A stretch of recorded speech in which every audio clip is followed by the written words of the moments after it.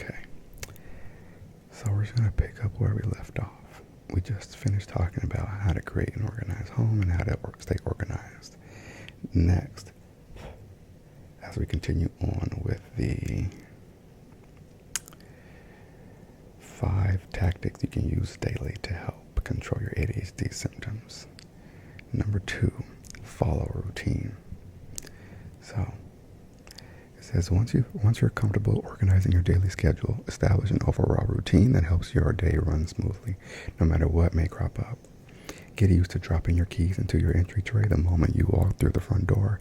Hang up your jacket in the closet before walking into the living room to sit on the couch. Evaluate your behavioral patterns to develop routines that work for you. Build routines by developing protocols to tackle regular chores with less effort. To feel less scattered and more accomplished when you go grocery shopping, create a standing list of weekly staples and take a few minutes before you head out the door to add whatever else you may need for the current week to your list. So this one, groceries is a big one for me. It's a very daunting task because I'm like, even though it's just me and I have to buy food for one person, I eat, or at least I should eat 3 times a day. But also like to have like a little snack. But one of the things, like one of the symptoms of ADHD is you have a hard time like planning for the future and seeing beyond the now, right? So like I can say, ooh, what sounds good? What does sound good? Some vegan fish tacos. I don't know, but okay, let's say I say, oh, that sounds so good. Let me go get some Gardein, vegan fish fillets and all these ingredients for the fish tacos. And then I, hop on to Ralph's, buy the ingredients. Boom, I got fish tacos, right?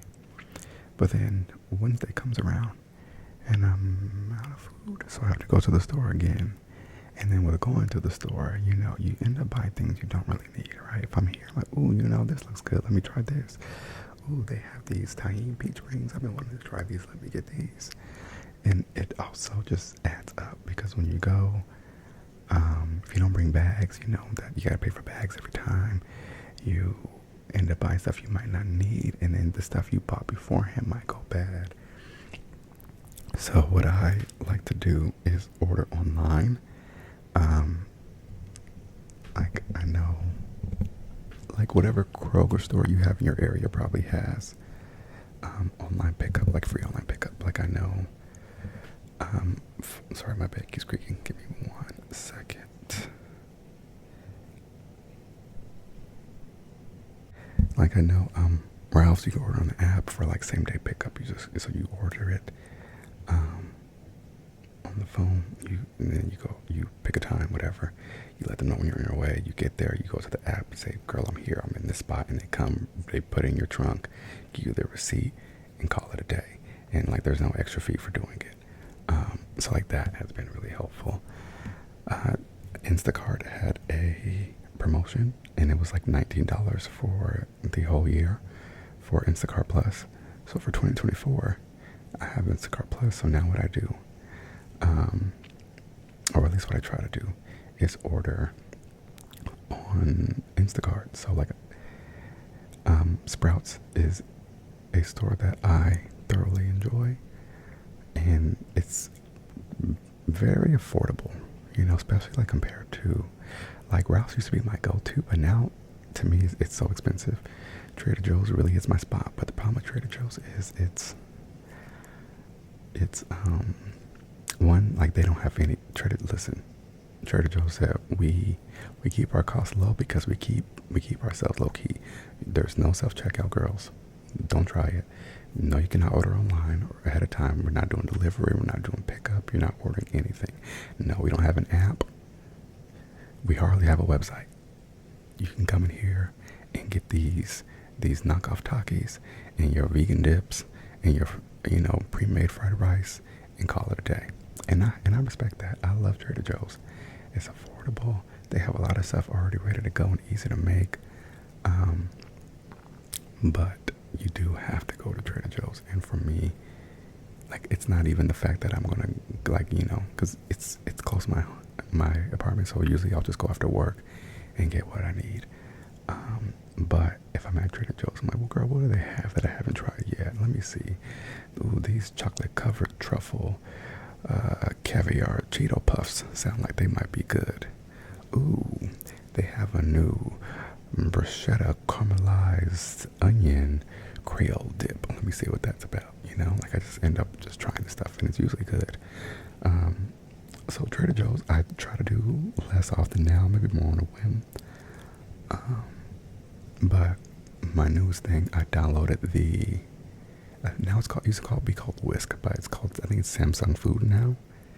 And that has. So I started using it today. I downloaded it months ago, and I started using it today. And it's really nice because it has a bunch of recipes in there, and it lets you add the stuff for the recipes to your shopping list.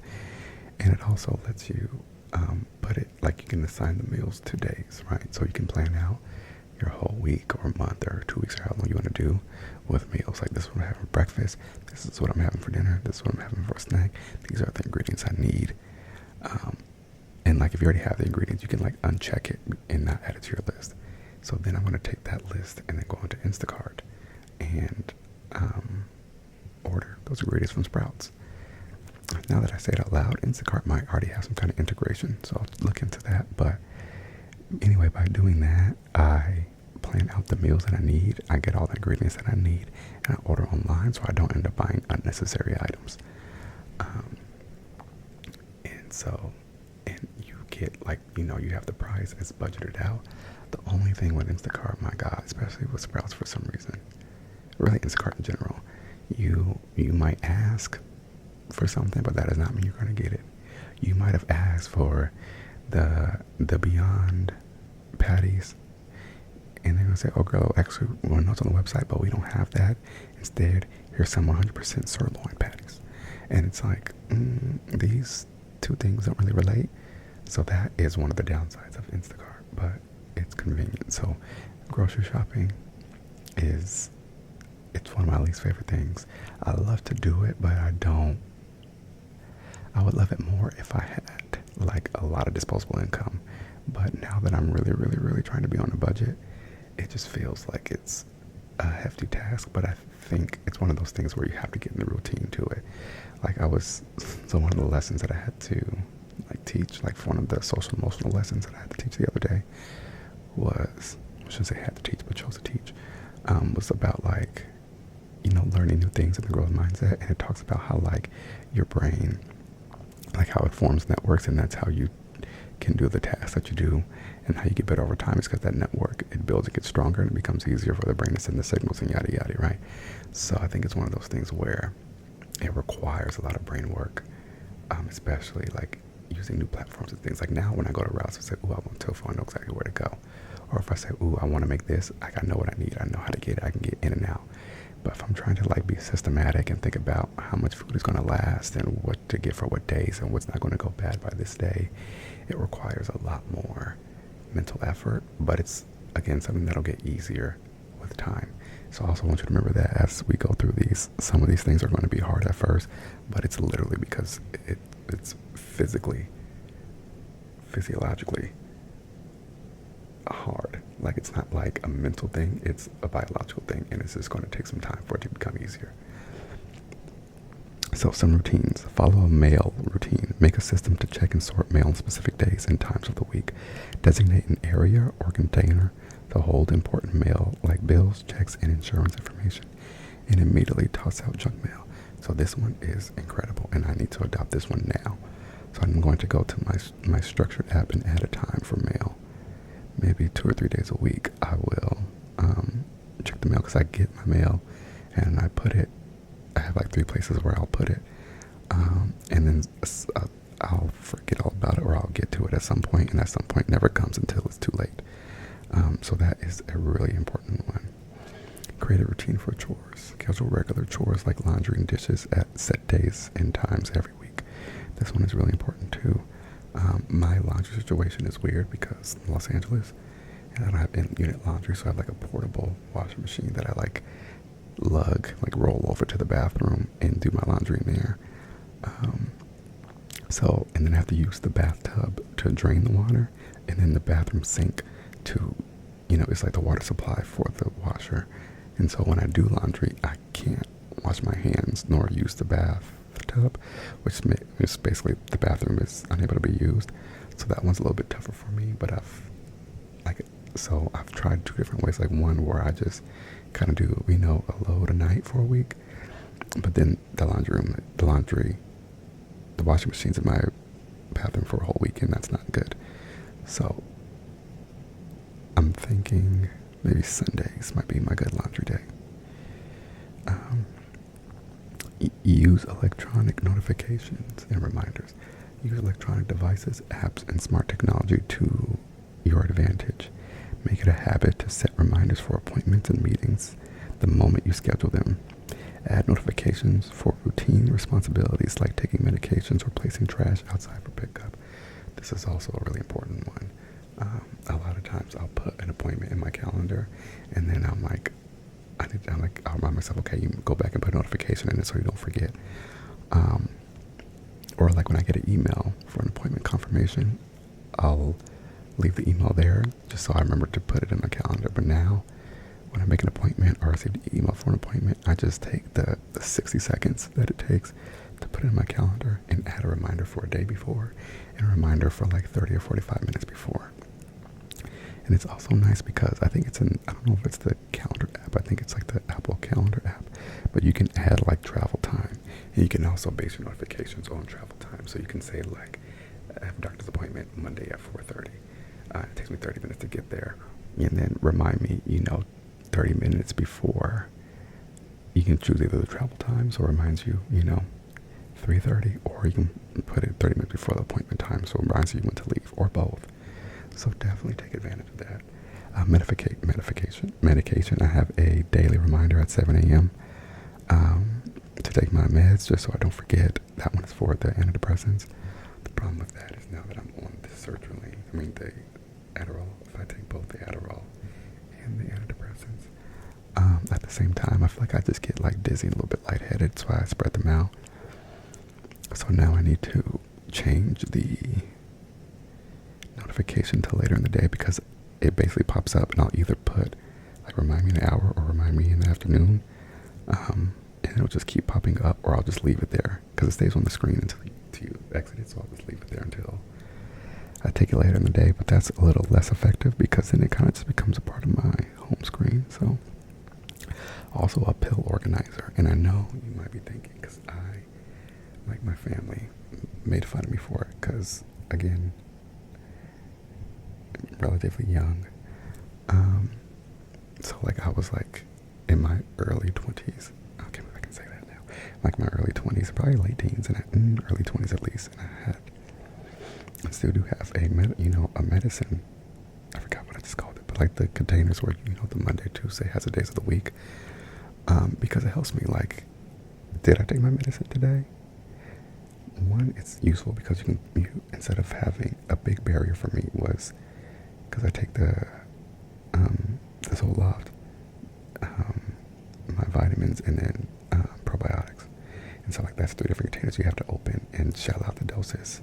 But if you just do it like every Sunday or Saturday, whatever day I run out, I just fill them all up. It's a lot easier, and honestly takes about the same time, maybe double the time that it will take for me to take one dose out to just do all of them. And then it also lets me see, like, okay, I did not take it today because it's still in here. So yeah, just making sure to notifications. We have so much technology. It's so excellent between, your phone and Alexa, Siri, Google Home, like all the virtual assistants and everything. So many apps, like we have the tools, we just have to find them and be able to use them. The hard part is choosing one for me. Like there's so many that it takes a lot of time to even like sit down and say, okay, which one is good. So my advice to you, if that's an issue for you, is just to choose one and try it. Don't spend, a week trying to decide on which one's going to be the best. Just look it up, look what you're looking for, type in, scheduling app, calendar app, see which one has a lot of good reviews, swipe through the little pictures and just try it. And then you'll see if you like it, you see if you don't like it, you'll see if it doesn't have features that you're looking for, and then you know what to search for. So you can look up, like, literally, scheduling app that has the option to set reminders or whatever. And also, obviously check for prices and subscriptions and all that.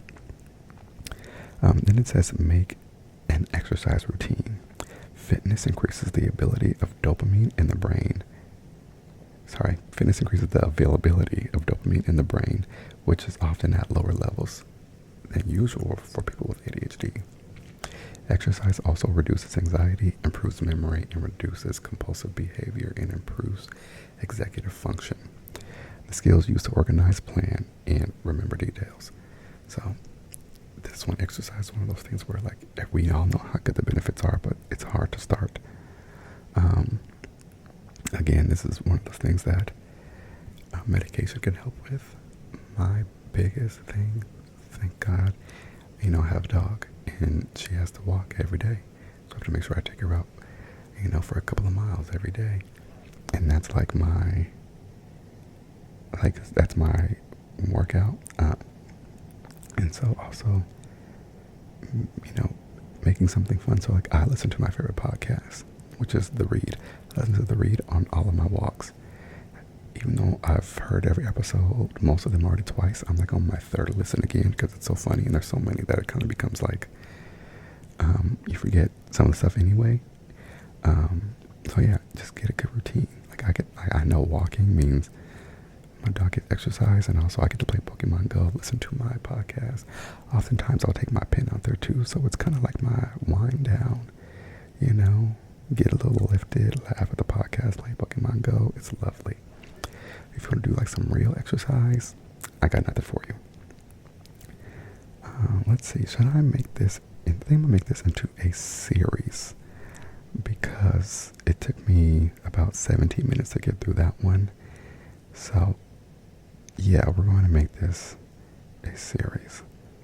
So this was part 2. Part 3 will be on making big tasks more manageable.